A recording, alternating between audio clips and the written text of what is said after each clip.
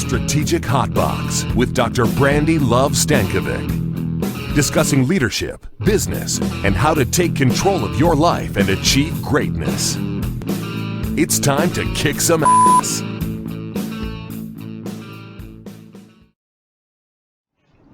Hey y'all, it's your girl Dr. Brandi Stankovic, and we're here on the Strategic Hotbox. Welcome, hello, and you'll notice something a little different. So this is the first time we're even trying this out, this whole virtual quarantine Hotbox podcast thing, and I'm kind of liking it because I'm standing here in my house. You don't even see if I'm wearing anything this way. I'm barefoot. I am wearing pants. Don't anybody worry, but I'm barefoot. It's excellent, and the topic for today is what's normal, which I think is absolutely perfect for everything that's happening in our lives. And we have a very special guest today. Liz Winninger is joining us to talk a little bit about what business looks like in this crazy environment. So let's get started. What's normal is exactly what I'm asking myself, what the new normal will be after all of this plays out. What does normal look like when I'm homeschooling children and I'm trying to get some work done and I have colleagues that forget to mute themselves or forget to unmute themselves in all of these video calls that we're doing. And at the Strategic Hotbox, here we're having the same conversations, we're having the same quarantine filming to bring you this Hotbox here live that's happening with our friend Liz. And we're still going to learn, we're still going to love, and we're still going to kick ass, because that's what it takes in any environment, whether it's a pandemic, whether it's just a change of anything. We're diving into our business continuity plans or our disaster recovery. We got to just figure it out and throw out the term normal of what used to be normal. And I think that everybody keeps talking about when things get back to normal. And my challenge for everybody listening and watching us today is things may not be the way we used to have them ever again, both from how we conduct business to the economy to the tolerance of different individuals in different situations. I'm not even sure I want to kind of hug people anymore. I barely wanted to hug people before this all happened, right? And so now, what does it even mean after the fact? So nonetheless, it is shifting our perspective, no doubt about it. I want to share that. I actually went to the United Kingdom, and I haven't spoken about this on social media or anything considering that's happening, but I went to the United Kingdom at the beginning of March, and we knew that some of this COVID-19 and pandemic was unfolding, but it certainly was not to the level that it is today or that all of us have experienced over the last couple of months. And when I left, there were only just a handful of cases that were occurring in the U.S., and then while I was there, everything began to unfold. And as a matter of fact, a couple of days before I came back, the restrictions came out in the United States about no travel from Europe. And I had been in France and the United Kingdom, and then no travel from the United Kingdom closed on that Saturday night. Then I actually came home on Sunday, and we were rerouted and put through LAX and all this, threats of additional screening, which didn't occur, to be honest. And all of these different things happen. And then I get dropped into the middle of this, and everybody around me had seen it unfold, and I felt I had been dropped in the middle of sheer panic that was occurring. And so figuring out how to take care of my family, figuring out how to take care of my kids, making sure that we have toilet paper, making sure that we continue to build business and serve institutions was wildly overwhelming for me. And I'm sure that several of us on this call or watching this podcast, seeing the video can relate to that.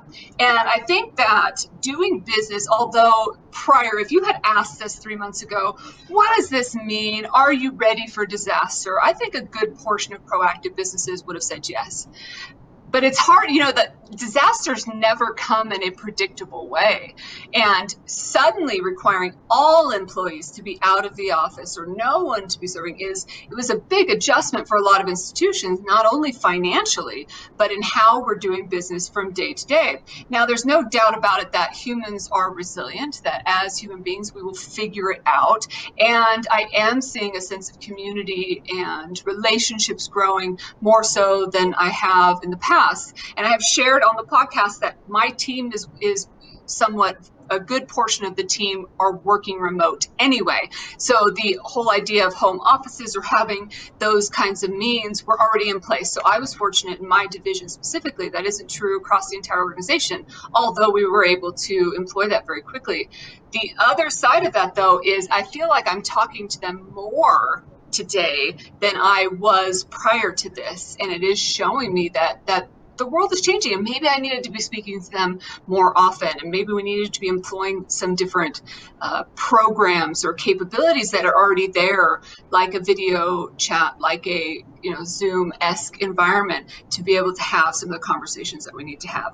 So in order to discuss this and really to dig into it, I wanted to bring a longtime friend and colleague to us and formally introduce her to you. This is Liz Winninger. She is the CEO of Xtend, and she is running a organization that does a lot of outreach to financial services. She's got her bachelor's in kinesiology. I practiced that word and I still screwed it up. Kinesiology and exercise science. So she is an athlete at heart. She's a board member of Variable Ventures. She's a former figure skater. And so if you get her with just the right amount of cocktails, can I even say that? I don't even know if I could say that. She's not on there, on here yet, but then maybe we can get her to reenact some of that. And she's also a wife of a pretty amazing husband, and she's an amazing wife herself, and a mommy, which I absolutely love. So please join me in welcoming Liz Winninger to join us here. Hey, Liz. Hello. How's it going? I let the cat out of the bag already with the whole having a couple cocktails thing. That's all right. I haven't had many yet, so I won't do any double X for you guys or anything yet. Darn it. Okay. Well, maybe next time. So before we dig into this topic of this new normal or what's normal, tell us a little bit about you and your leadership journey. Well, I think a lot of my leadership is based on being an athlete. I've been a figure skater since I was 3, and I've been a coach for the last 20 years. I coach figure skating and hockey, and a lot of the lessons that I've learned in that I applied in my leadership. Treat people well is one of them, as far as teamwork, consistency, making sure that you're clear in what you're trying to coach someone in. And in coaching, in coaching figure skating, I always knew that if an athlete fell down and hated falling down, they weren't going to be a very good figure skater. And I think I apply a lot of that to leadership as well. I don't think that in my journey as a CEO, I didn't realize how much I would be leaning on that, on being an athlete and the lessons that I learned. Being a CEO, you think that you get there and there's all of a sudden this magical book that someone's going to share with you on, here's the secrets to being a CEO. And it's so much different than it was being a manager or VP or any level of an organization. But really, all of them are exactly the same. It's just like working with my son right now. We're trying to teach him how to cough into his sleeve. And it's a challenge. He's 1.5. But it's that consistency with him. It's catching it quickly, having the conversation right now. I used to call it in skating swift and severe. You would correct the behavior now and correct it immediately so that it was not going to hang out there for a while. Well, it's funny that you mentioned the cough over to the side, because as you were talking, I needed to cough a little, and I'm like, this is the worst time in the world to cough, not only like on live, but here in front of everybody. And so I think those of you that are watching probably caught me like dipping my head down to do just that. So that's it. I think that what I love, go ahead. I was just going to say that's something that I think we all need to kind of get used to is people coughing in the workplace. It's going to happen, and we're going to work with people who are sick now, sick in the future, and maybe not COVID, but it's something that we're all going to have to get used to. So yes, we're all sensitive to it right now. I have allergies. I didn't come to work. One day I worked from home because I was concerned that people were going to think that I had COVID, but it's definitely something that we're all going to have to get used to. Yeah, no doubt about it. Not carry around Lysol, spraying at different people. And allergies are certainly a thing. And it really is. It's becoming like a new way of profiling or even discriminating in some sense against different individuals. So we'll have to be sensitive to that. What's your train of thought in regards to this crisis and the impact that it's having on our normal? At first when we started this, I was kind of in the situation that you were. I was in New Orleans, which seems to have started as almost an epicenter for this in the United States. And I got back, and while I was there, I didn't have any conversations about COVID at all, not that I can remember. Mm-hmm. And I knew when I got back, we started talking about it a little bit. You started hearing about things overseas. And I just knew that in each step, we knew as an organization that we wanted to be ahead of the government. If anything, just be ahead of the government. That was kind of our rule of thumb. So we started by saying, you know what, everybody who's here, we need to send them home. They've worked from home before, they know how to work independently, and they have that access, the technology to do so. And that gave us the ability to spread out within the suite, within our building. And then we just repeated it over and over again until we got to a point where we knew shelter in place was going to then go into effect, and we didn't have to rush into it. So headed into everything. And even as we start to come out of this, more than likely our governor today is going to announce that shelter in place will remain in effect through April. But whether she lifted it on Tuesday or not, I have already talked to my staff to say, we're not going to all of a sudden just come out and go back to normal. As you said, there isn't going to be a normal, and we just have to get comfortable with that. So we're looking at like a 30 to a 60 day, almost a wind back. And then what normal might look like is, we practice tornado drills, fire drills, and those happen now. They happen, it's going to, it takes you 10 minutes. Your team walks out of the building, or if it's a tornado drill, you walk downstairs and then you come back to your desks.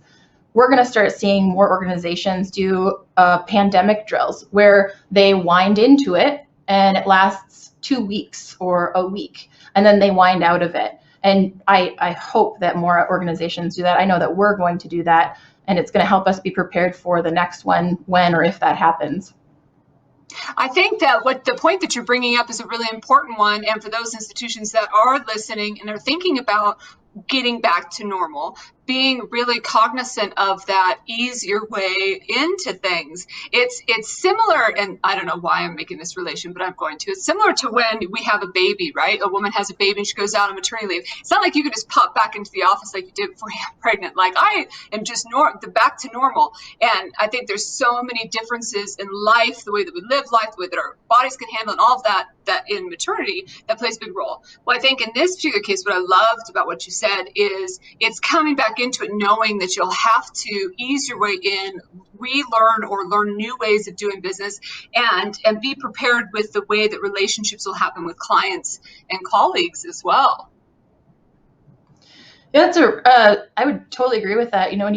It's a great analogy when you have a child, because when you have a child, you head into it very naively. I know I did. I remember I had a board member who just kept saying, "Sure, Liz, sure, you're going to be back in 4 weeks. Sure, you're going to, all those things that I was like, I'm not going to be that lady. I'm not going to be that mom." And I didn't realize how quickly I would learn. One, yes, you love something so much, but you learn so many lessons very quickly. Mm-hmm. Yes, you didn't realize you could run such little sleep, but it's priorities just shift for you. And I totally think that's a perfect analogy that you use, because it is over that course of time, and the longer that it goes on, and we know that it's not going to end immediately, we're still going to have some time with this. The longer it goes on, the more of a habit it creates for our entire country. And we've seen some remarkable things happen in how people are communicating. I also I feel like I'm talking to my employees more than I have before, and maybe it's not the actual conversation, but we're getting meatier faster. And what I mean is, like, we're getting to the problem much quicker. We don't have time to waste in all of the niceties. And that doesn't mean we're not also having very respectful conversations, but it means that we just don't have time to walk out of a meeting and not have the conversation in it or make the decision now. Right. So that almost the barrier or the distance between knowing what to do and doing it is shortening for all of us. So decision making has been huge for us. I love that. And that's an important gap to shorten, to be honest, right? I mean, how often do you leave a meeting, everybody's like, yep, and then nothing happens till the next, past the next meeting or something. So I love that concept of that. I think that when it comes to this also is there will be strategies that we employ now that should carry forward. Like we've had a couple all staff or all division calls, those types of things to make sure everybody's on the same page. And I would love to have that continue when things are different or we're back into working from the office and things like that. We spoke a little bit about being a mom. What's been the biggest concern for you in this environment as a mom? I thought it's probably my biggest concern is that I'm not concerned about my family first. That's something I should probably be concerned about. I should probably put my family first. And you did just say live on the Hotbox. I'm just going to throw that out there. What's that? I said, and you did just say that, and it's captured forever live, on the Hotbox now too.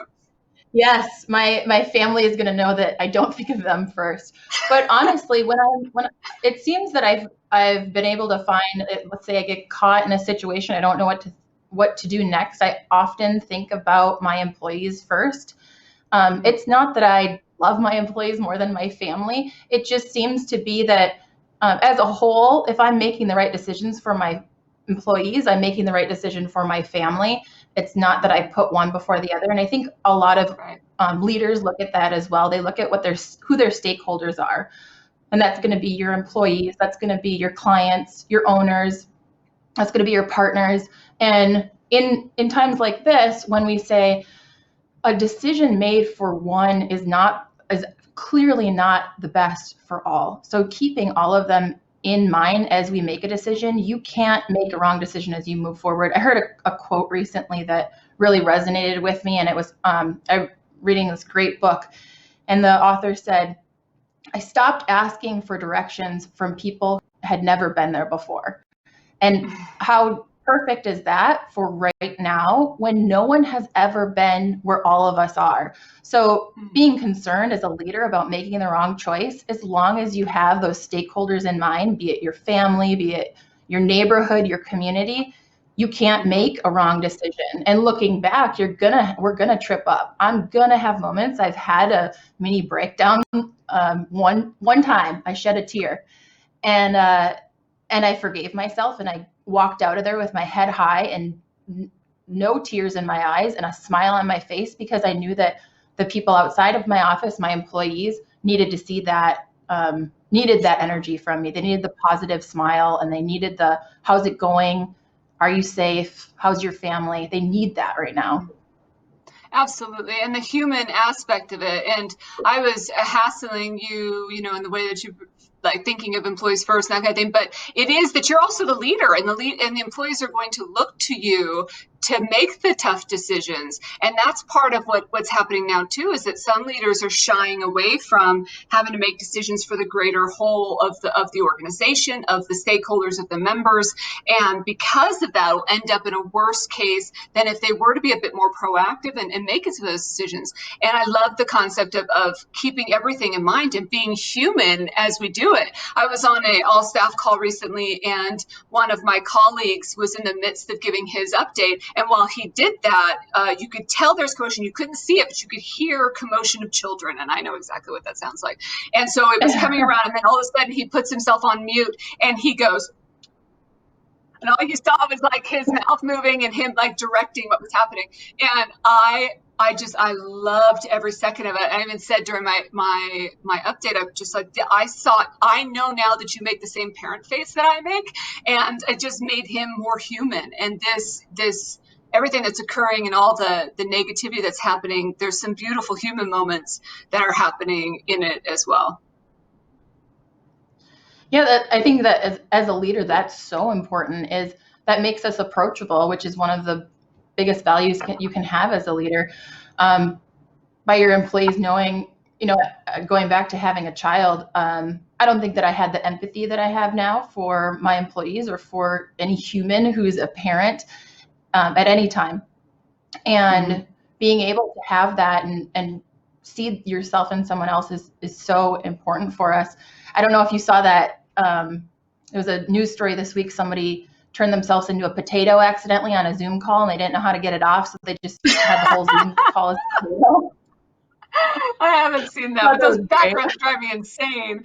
Oh, That should be a policy. No potato backgrounds on the, although my kids love it when they do their FaceTimes and things.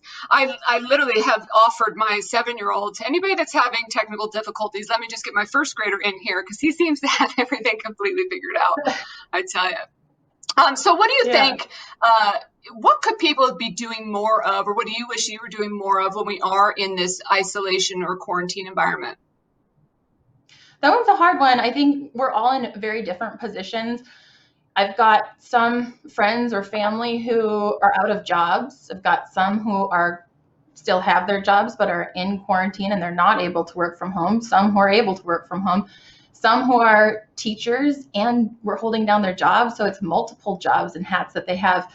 I guess the biggest thing that I've seen is that it seems like something is telling us all to slow down a little bit. I don't know if you've seen that the air is cleaner in China, or size.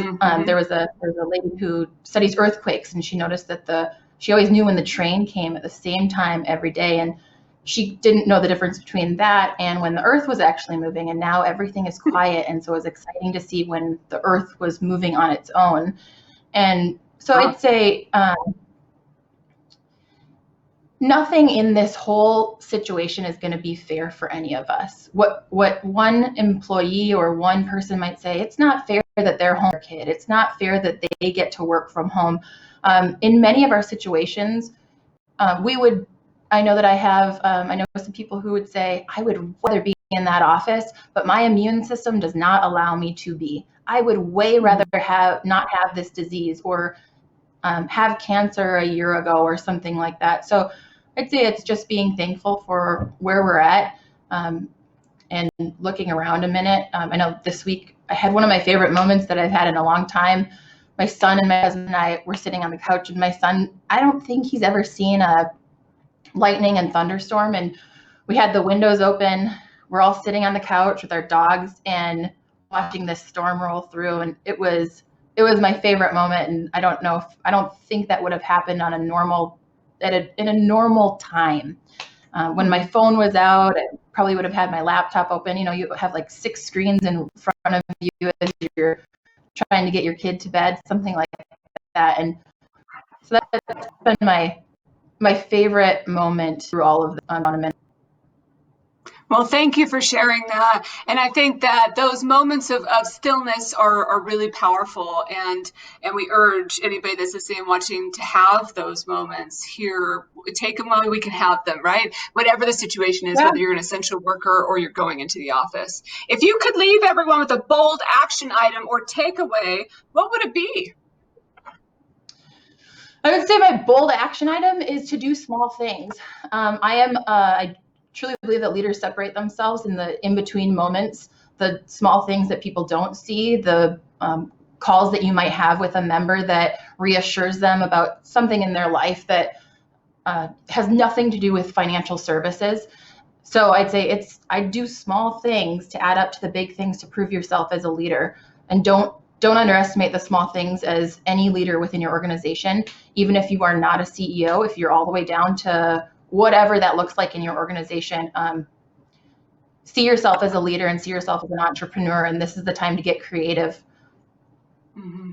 Absolutely. Okay, quick response on these ones. I'm going to give you an either or. I just want to hear your response. Sweatpants or yoga pants? Sweatpants. Soap and water or hand sanitizer? Hand sanitizer. Oh, I'm with you on that. Quarantine or group hugs? Quarantine. Yeah, I did share that at the beginning. But I'm going to be dying for some hugs after this, I think. The world would be a better place if we all just tried to see something from our next door neighbor's point of view. I love that. If people wanted to get a hold of you, how could they do that? You can go to our website. It's xtendcu.com. You can give us a call at 616-285-5711, or you can email me at liz.wininger@xtendcu.com. And I would love to help anybody who feels like they maybe don't have a network out there. We have a huge network here, and we have so many people who are willing to help out. So if you feel like you don't have that wherever you are, reach out to me, and I would love to help. I'd love to connect you with anybody who can help you. Thank you so much. I loved our conversations today. They flew by. Please send love to Pete and your little dude, and stay safe, stay healthy. Thank you. You too. Thank you. Bye. Bye-bye. Let's head out to the shout out. Hi, you're listening to Brandi on the Strategic Hotbox. Woo!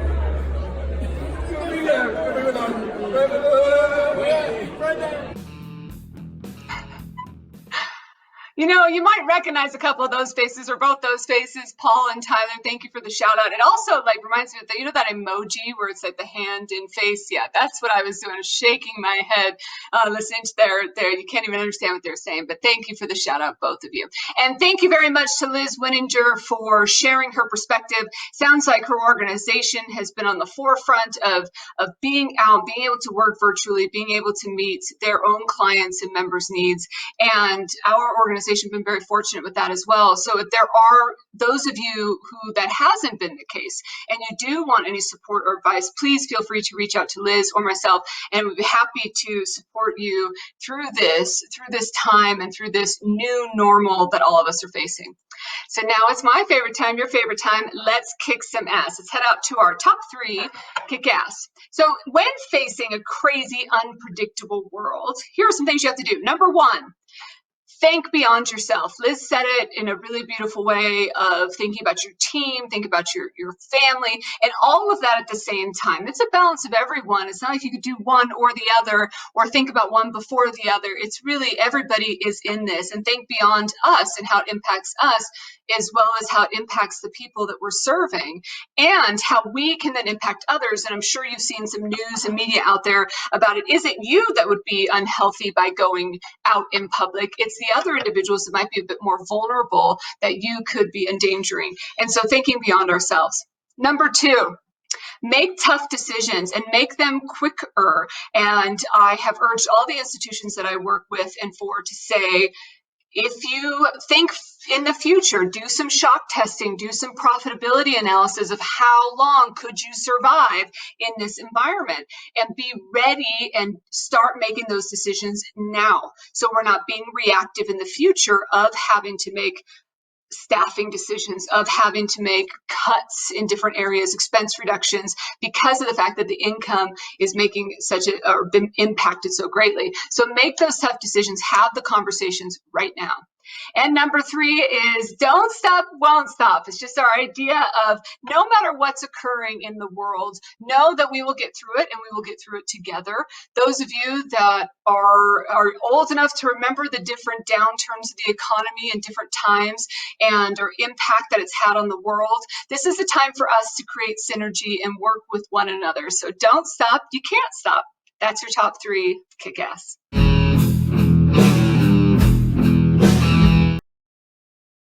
Thank you again to Liz Winninger for being here and for working with us in this new virtual environment we are adapting here at the Strategic Hotbox. So thank you to those of you that are listening as well as watching. For those of you that are listening, you're like, what are they even talking about? You don't get to see all the coolness that's happening behind us in our offices or our home offices. And for those of you that are watching, then it's fun to shake it up a little, is it not? That's what we do here on the Hotbox. We learn, we love, and we kick ass.